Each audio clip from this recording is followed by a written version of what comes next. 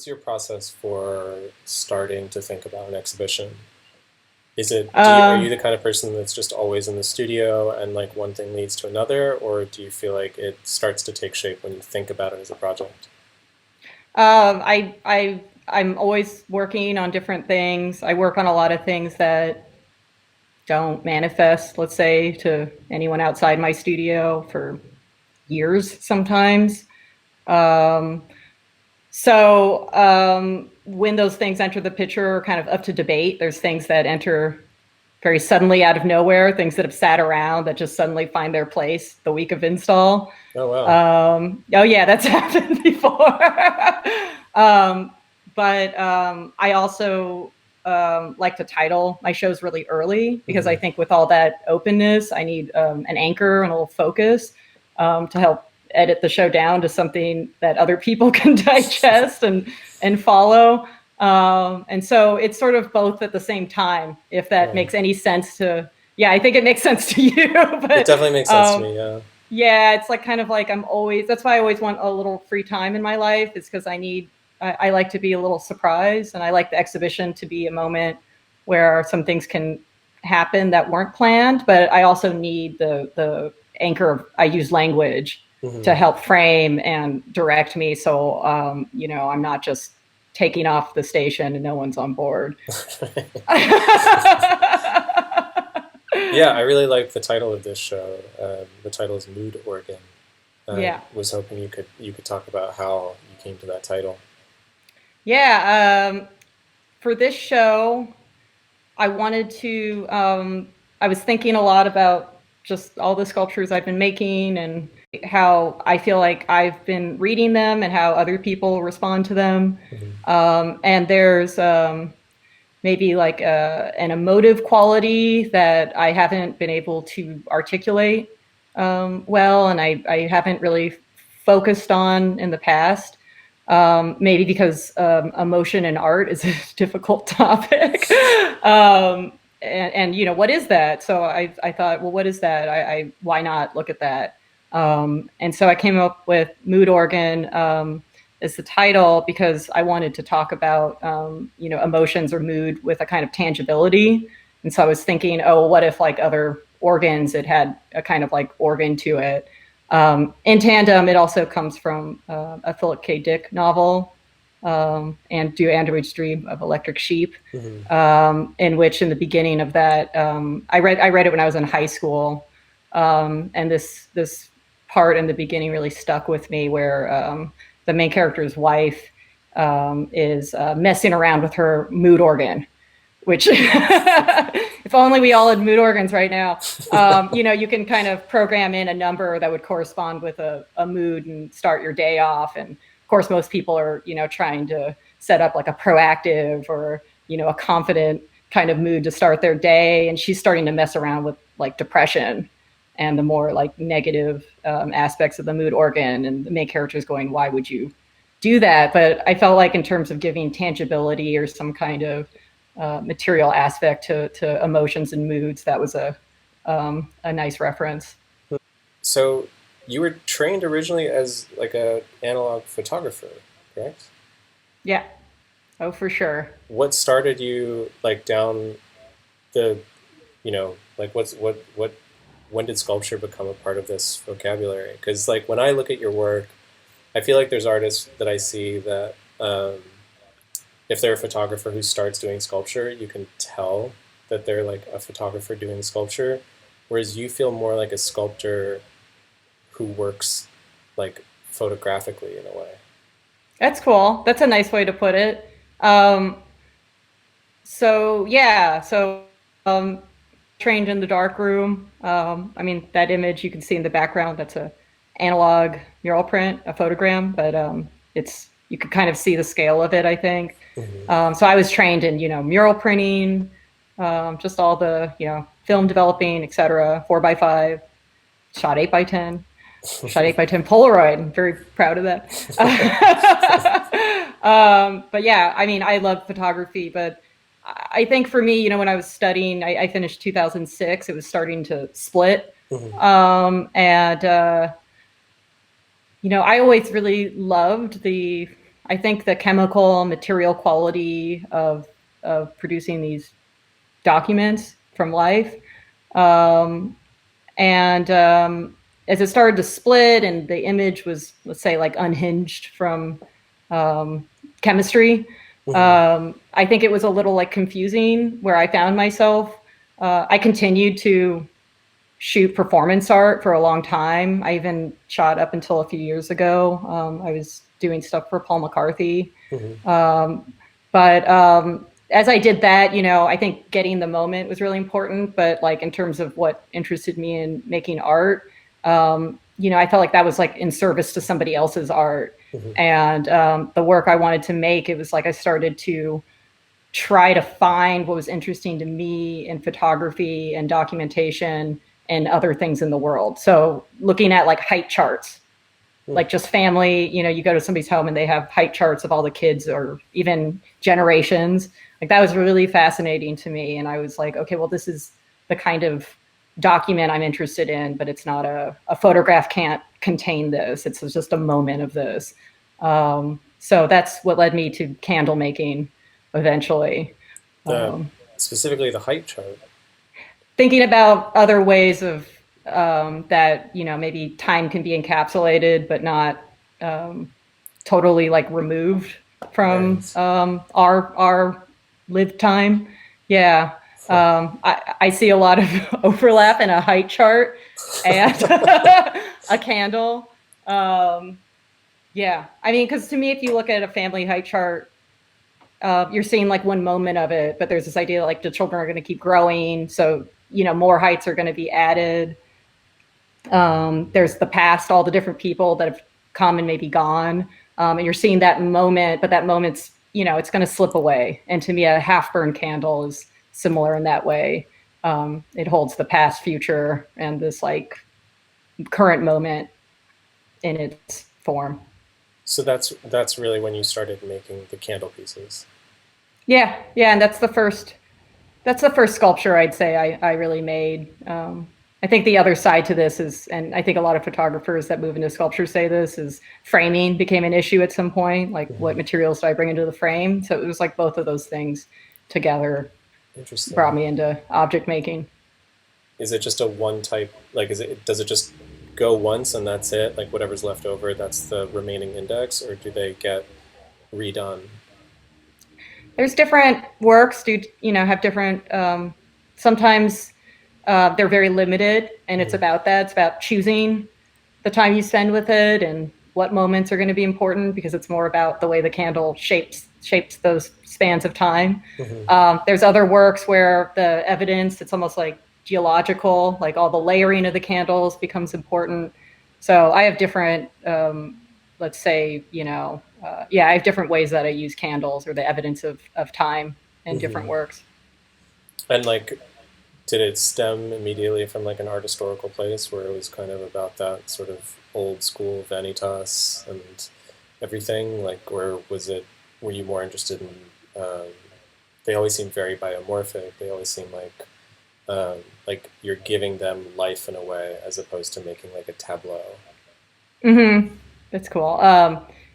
Yeah, but more coming from like James Welling. I've always loved light sources, which is this Oh. ongoing series of photography. That in terms, it's I think it shares a relationship historically, but to me, it's very much about again seeing and light creating the possibility for seeing and its relationship to photography.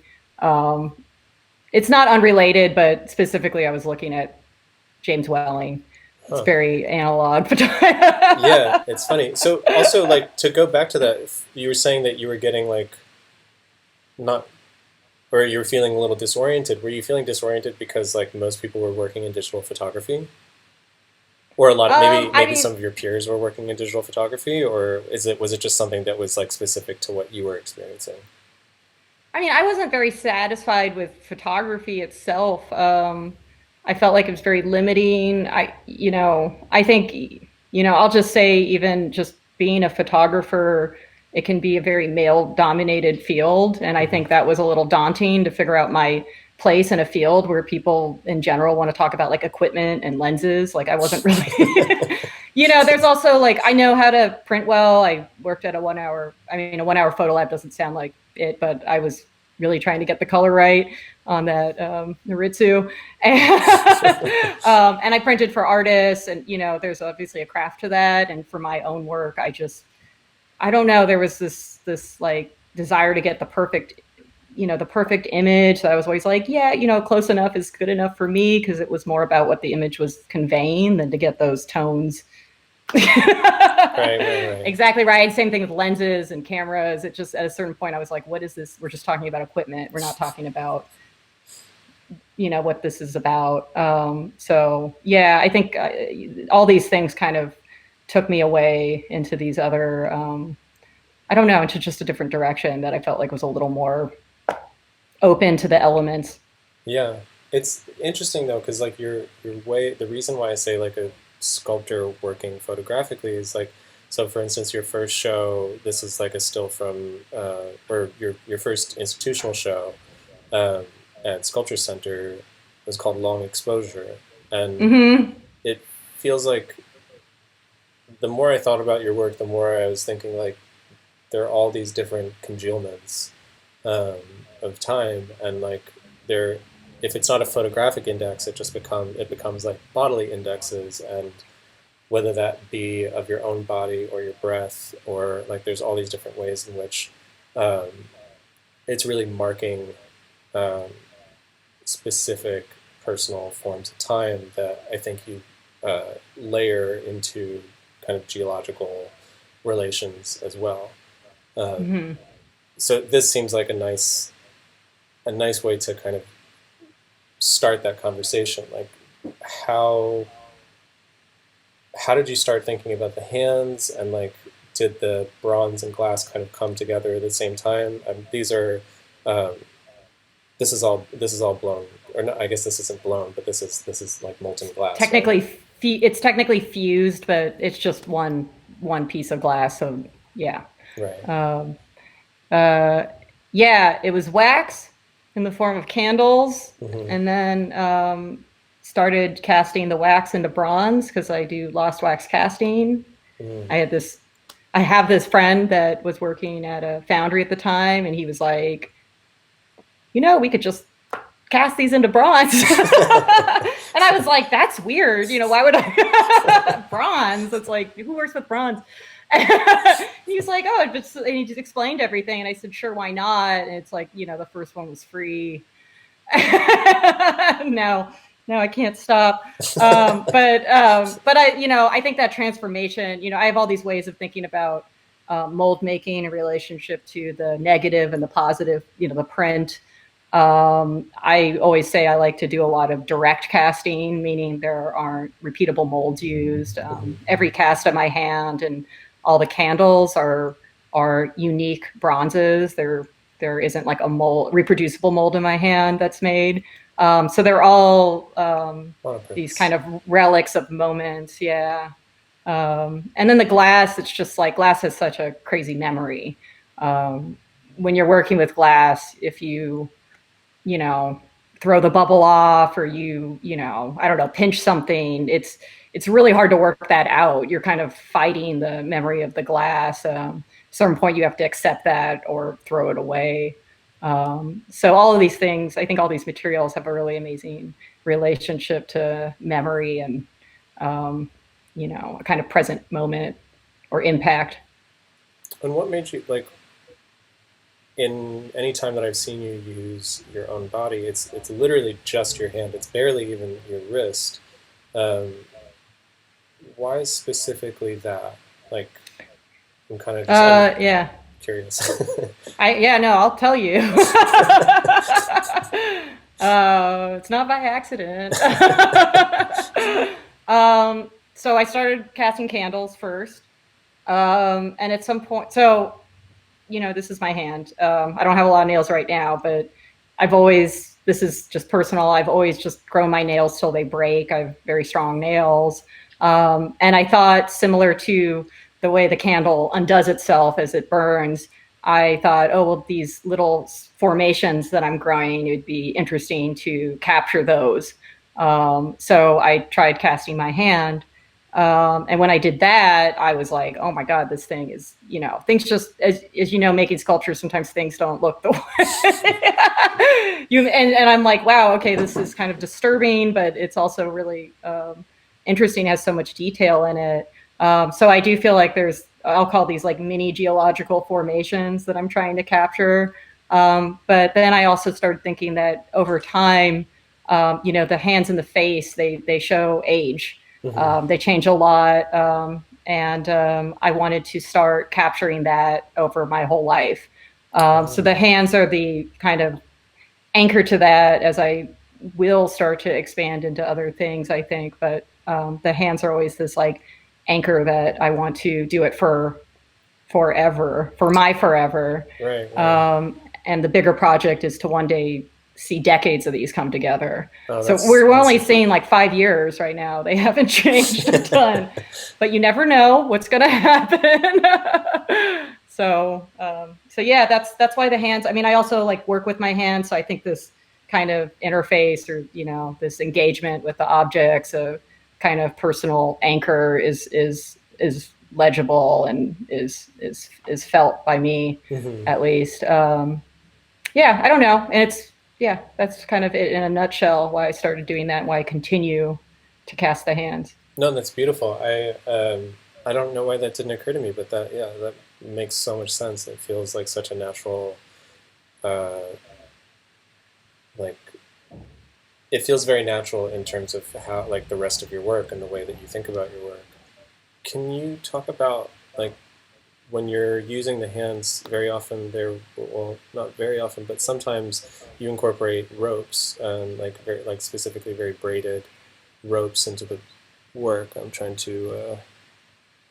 I mean, there's one in the back here, which is hard to see, but I'm gonna see if I can find another one in a second. But I think if you type in Kelly Akashi mirror image, one will the first one I did will come up, which is probably a fine way to start talking about this. Since yeah, half of this is, I think half of what I do is logic, and then the other half is let's see what can happen with that logic.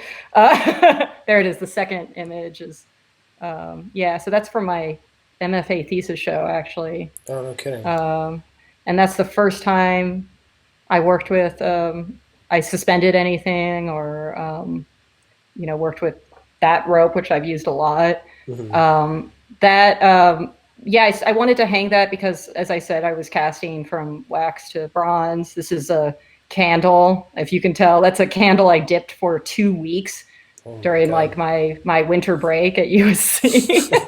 But I wanted to see like how, I just wanted to see what could happen. I was just dipping and dipping and seeing what shapes would come out, and seeing how I could stretch the drips in different directions. And Hmm. then around the time I left there, I didn't think I'd have any climate control in my studio for a long time, and I thought I better cast this to solidify its shape. And then once it was cast, I don't patina the bronze really. I sandblast it and wax it so that you can see what it is. Hmm. And still, because it's wax, I think it looks very waxy to a lot of people. It So does, I yeah. thought the weight is really the way I can convey the jump from the original to the bronze to people. So I started suspending works to show the weight and the tension of the rope. Oh. Yeah. So it's like logical to me.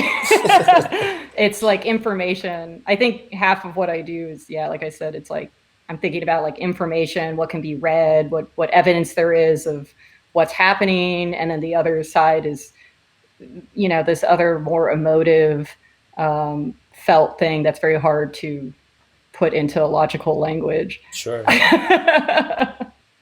You were saying that it's like hard to talk about emotion or color, like things that don't have like a necessary logic to them. But something that I've been thinking about, and maybe you relate considering the title of your show, is that like to me, emotion feels historical. Like emotion and feeling feel structural to me, and so that they, in their own way, are congealments of like societal understandings and evolutionary understandings, and all these things kind of happening in such precise ways that we have shared feelings. Like the Mm-hmm. very Mm-hmm. idea that we can participate together and like have communal understandings of feeling is enough for me to say like this is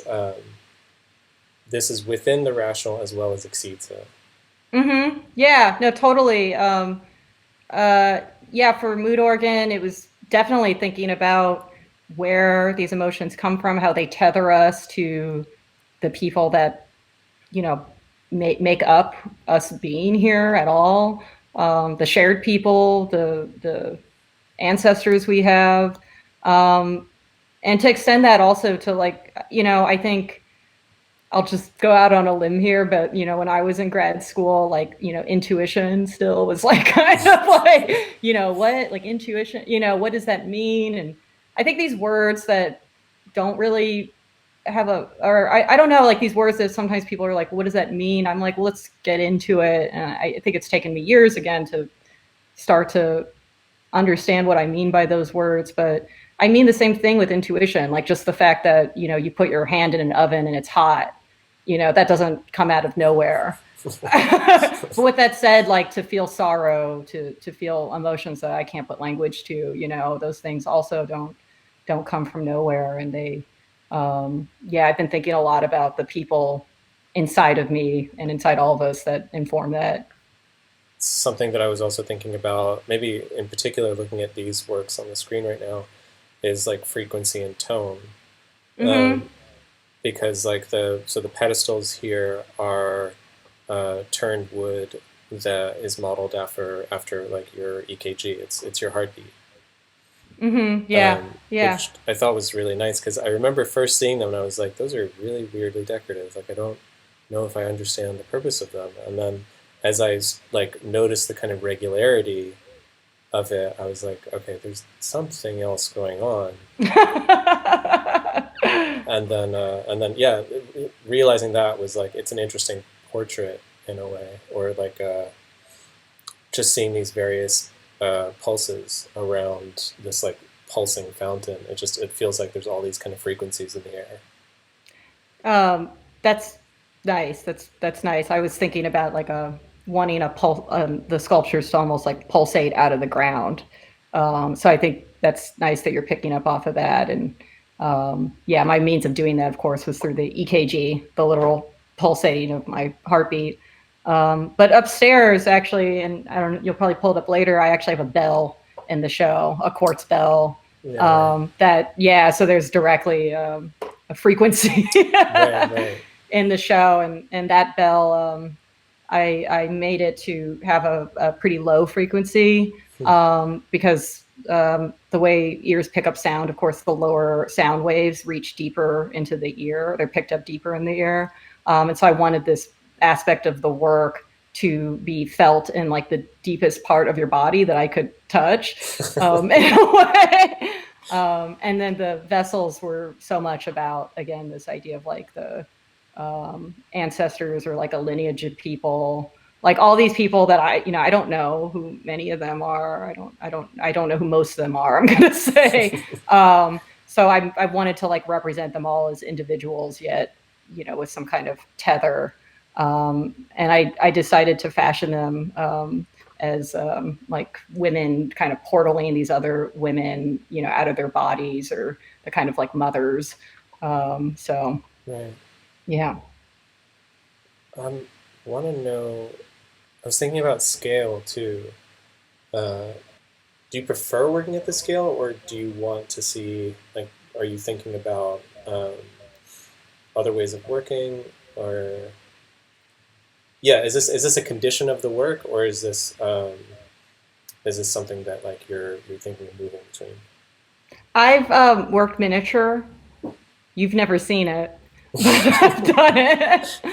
I've worked miniature. I like working miniature, but I feel like it like hits you in a different part of your brain. Hmm. Um, I've often said that I work on a 1-to-1 scale with So I've made larger works. I've made a couple wall pieces that are older, but they were the size of a wall. They're not an oversized wall, if you know what I mean. Uh-huh. Um, so so to me, and I mean these literally have a hand in it, so you know they're 1-to-1 scale. Mm-hmm. Recently though, like for this piece I just made in Aspen, I finally started enlarging things, and I've always thought of that as like this fantasy scale. I know it's also like considered like a monumental scale. I think I've just had a lot of caution moving into what I would call monumental sculpture. Right, right. For what reason am I doing that? But for that piece, I decided to finally do that. Yeah, I mean, that's not what we're looking at right now, but I am starting to move into a larger scale. Um, You have another public piece as well, yeah, no? at the Clark. Yeah, and like I was just thinking that to me is not a larger than life scale. It's to me it's a 1-to-1 scale. I have all these tree branches in the armature, and they're all the size of a, you know, they're the size of the trees that they were taken from. So Oh, it no kind of, kidding. even though it's a large lens, it's hard for me to say, if a lens is the size it is, it's the size, it's like a functional object. Oh, I was It's hard, thinking, or I'll put it in later, but I was thinking of the sculpture. It's another public sculpture where it's like a giant flower. oh, that's the one in Aspen. That's the one I That's was talking about. okay. I think that scale works for me for that piece because I'm thinking so much about like ideas of I don't know, like language that people put towards like success or forward movement in the world or advancement, and so much of that language being so violent, I've just always had this problem with it.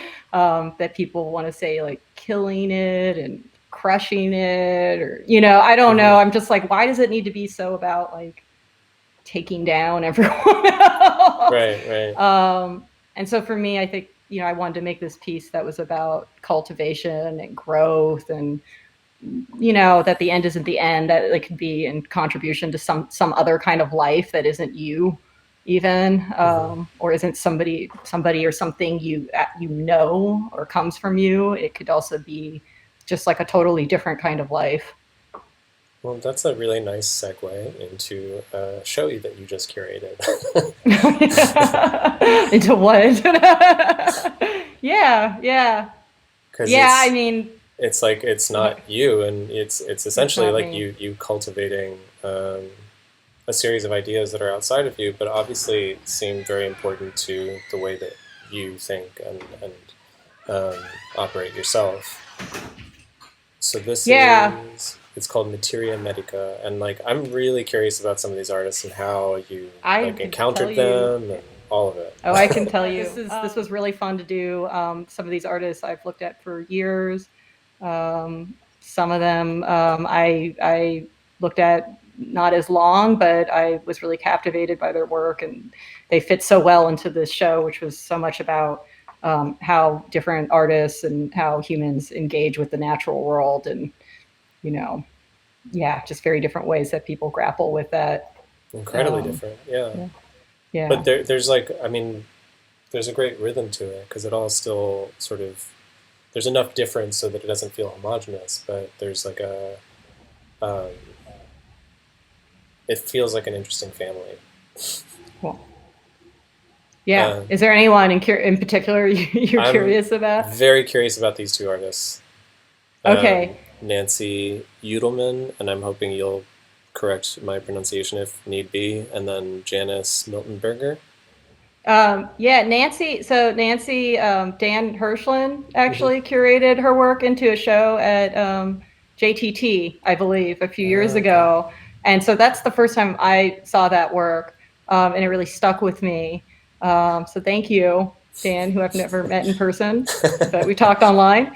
And and then also, actually, I used to work for this artist, Suzanne Lacey, who went to school with Nancy in Fresno State in the 70s. So I was able to do a studio visit with her through Suzanne's contact. So it was kind of this Okay. like double thing that happened.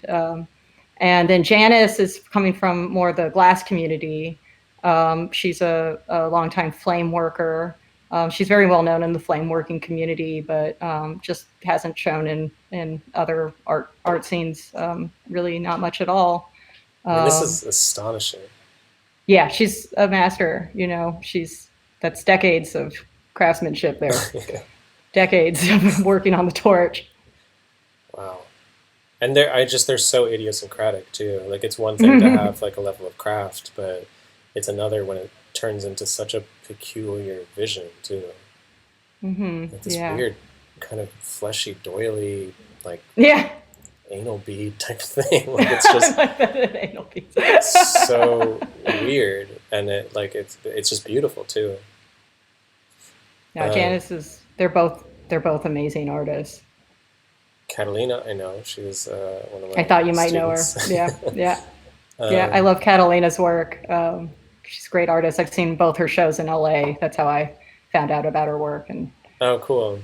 Yeah, she is a great artist, and she's a force for sure. This is Catalina's work as well. yeah, yeah. Um, and then Evelyn Stat Statsinger. singer. Yeah, Yeah. these are So really beautiful she, too. yeah, she lived in Chicago. She passed away a few years ago. She is like a pre-Chicago Imagist. She's a Monster Roster era artist, Hmm. and she's made paintings. She's made relief. She doesn't just work in drawing, but yeah, I think these drawings show her. The work she used to do alongside art was she did slide analysis and a biology lab. Ah, Yeah, I think that's when I say that people are like, "Oh, I see the yeah, yeah."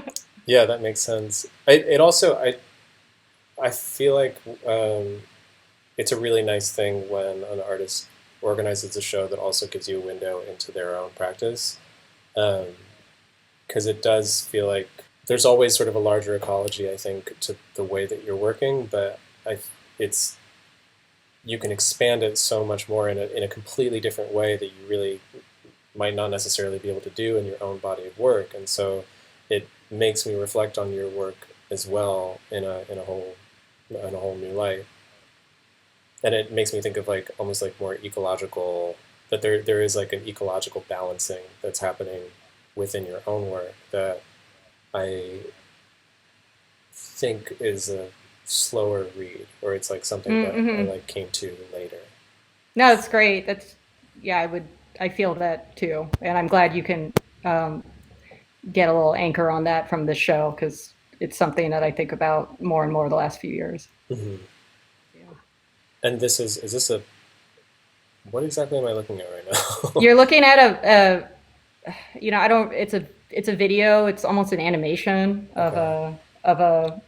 there are three different fossils on three different axes, and there are CT scans. So you're just looking at one frame, but it would show it's all the frames. Create an animation I of see. like cutting through the fossils, and there's all these fossils inside of it. So it gets very hypnotic, but also informative. Huh. I'll just keep going back to the Oh, that's back really and forth. beautiful. Yeah. Yeah, I guess like the diagrams and kinds of ways of all the way that you're thinking about just shape even um, feels so deeply influenced by time frames that are in the millions of years rather than thinking about the 60s. I um, have to say, yeah, it was fun talking to the scientists that work in the Natural History Museum because they'd say, "Oh, well, this is very recent. It's like 50 million years old," and I was like, I like thinking like that. Actually, I'm thinking, oh, it's few hundred, a few thousand years old. Oh no, it's 50 million. That's very recent. I'm like, okay, sure. wow, I asked the same two questions of every person that's on. So the first question is, have you ever had a transcendent experience with a work of art?